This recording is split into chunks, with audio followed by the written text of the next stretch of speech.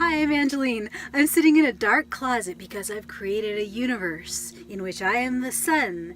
And with this sun, I am going to show you how to make a stone circle calendar, a sun calendar, just like prehistoric people would have done. And I'm going to show you how easy it is and how some of the symbolism of it might even translate into rock art. And I'll also show you how monumental temples could have been laid out all over the world using just the simple techniques of making a stone calendar or a sun calendar using one stick and a bunch of stones and measurements that come with our body. So quick refresher, we're in our galaxy, it's a dark world. We have the sun, which lights up our Earth. Okay, so at the equinoxes, that's spring and fall, the sun is shining on the equator evenly throughout the day. I'm in the northern hemisphere, so in my summer, the sun is shining on the northern hemisphere throughout the day like this. More so like this. More the Earth's tilted. My part of the world's tilted toward the sun, so it gets more sunlight in the summer.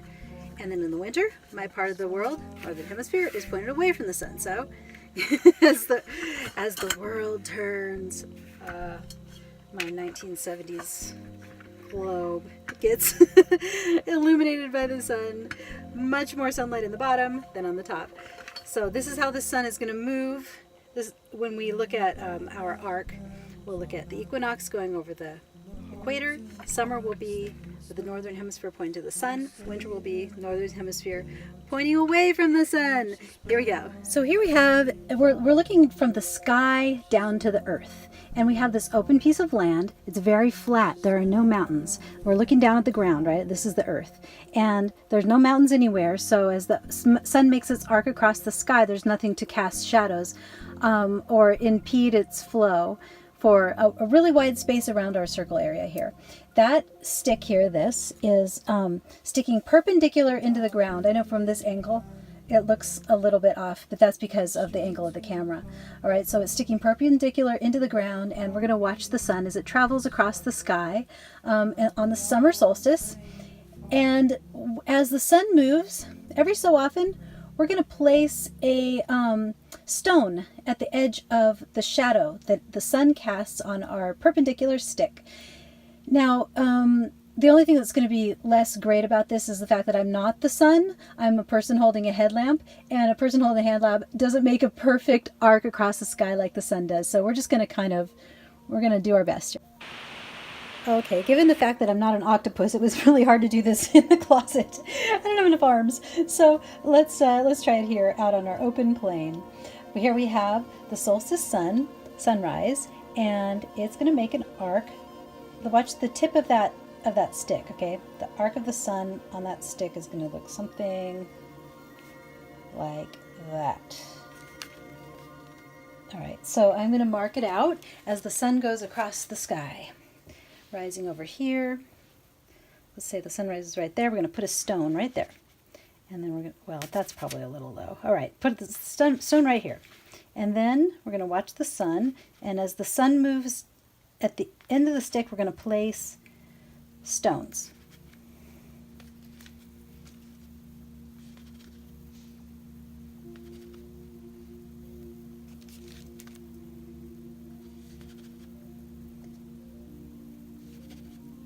Okay, and let's finish it out like that. All right, that's the arc of the solstice, the summer solstice, June solstice, sun, using our gnome and stone. All right, and then the winter solstice, the sun will be lower in the sky, so the arc of that, watch that little shadow moving, looks something like this. You can see where I had to erase my work because I messed it up with the not being able to hold everything in the closet. So we're going to place our stones along the arc there of our winter solstice sun trajectory. This will be the December solstice. And then the equinox will do something like that. See the end of the shadow? Goes kind of in a straight line, a little straighter than everything else. So if we're following the tip of the shadow throughout the day, it goes something like that. So we've got this June solstice, December solstice, equinox. Now, one thing we can do with this, now that we have our arcs laid out for the trajectory of these days, we also have the point of sunrise and the point of sunset for each of those days, because we probably use special stones for those. So sunrise in the winter, sunset in the winter, sunrise equinox, sunset equinox. Now we have we can do some different things with this. We can take a rope and, why am I still holding the sun? I don't need the sun anymore. Okay, we can take a rope and we can draw straight lines if we want to mark each of these days.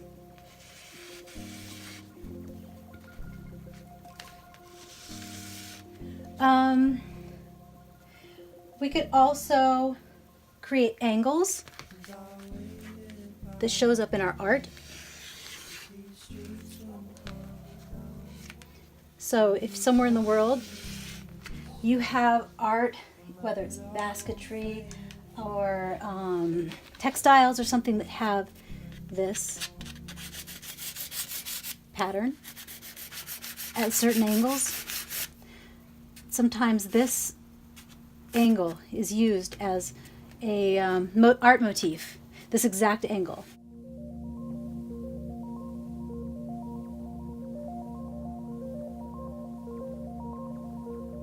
What we can also do is we can make a sun calendar. We can take a rope out from this central point. I'm sorry, I meant to say a sun circle. We can take a rope out from the central point and we can draw a circle.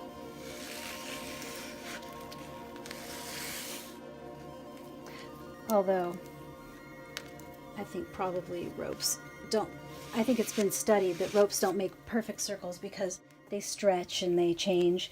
You can be off by quite a lot by using ropes to measure it out, but that's one way to do it. You can make a right angle.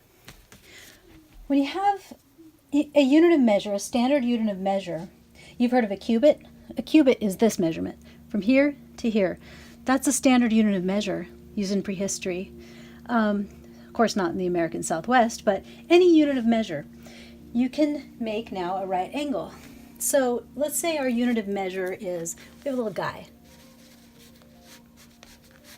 And the unit of measure is one length of that guy's arm.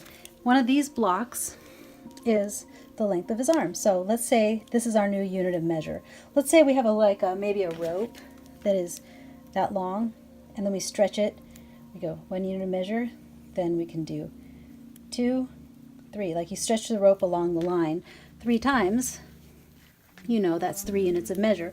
So we're going to make now a straight line using, we're going to learn how to make a right angle using the 3, 4, 5 method. All you need for the 3, 4, 5 method is one original unit of measure. It can be literally anything that is one size, okay? So if we have here, since we already, let's say we take our sun line. Let's take this one. We'll start here. We put down our 4 units of measure, like so. So we take a rope and we stretch it once, twice, 3, 4 times along our sun line. Comes to there. Then we take 3 units of measure and make them extend up. It stops there. And then we take 5 units of measure, and it should be exactly the length of 3, 4, 5. And you keep adjusting. Maybe you're holding a rope, 3 lengths of rope, 3 lengths, a rope 4 lengths, and a rope 5 lengths, and you keep adjusting it. You keep adjusting your placement until this measures out exactly 3, 4, 5. It's right there. So you got to get to 3, 3, 1, 1, 2, 3 is right here, from here. 4 there, and then 5, 5, 5. Okay, there we got it. 5 there, where we started.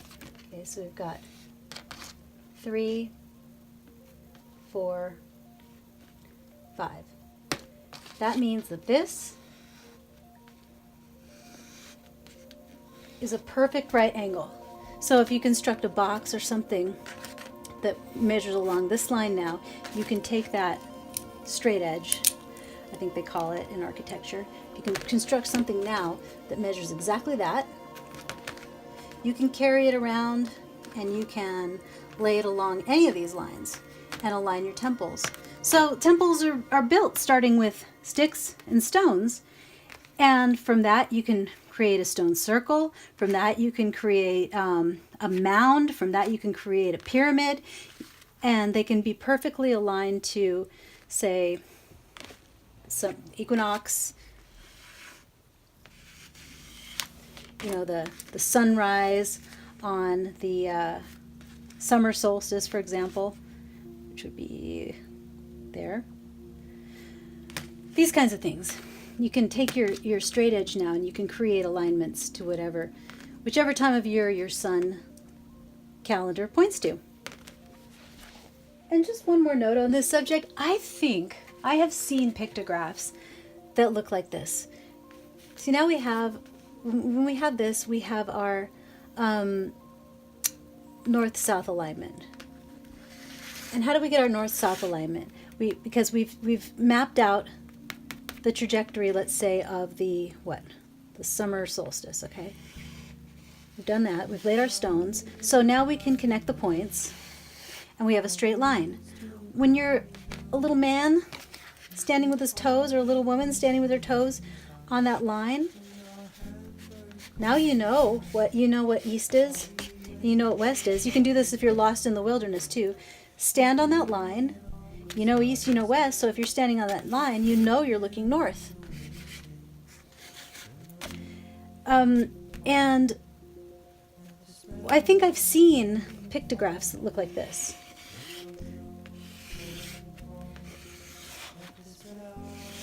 Like this. And I just kind of wonder if maybe that's what this is. It's a visual representation of this concept. It's a visual representation, a notation hinting at the idea of the times of the year that are important with the sun. An icon. Since I've been making these, just, kind of practicing out how it works, it does kind of look like that. It could be that. It's a possibility. I would suggest that that's a possibility.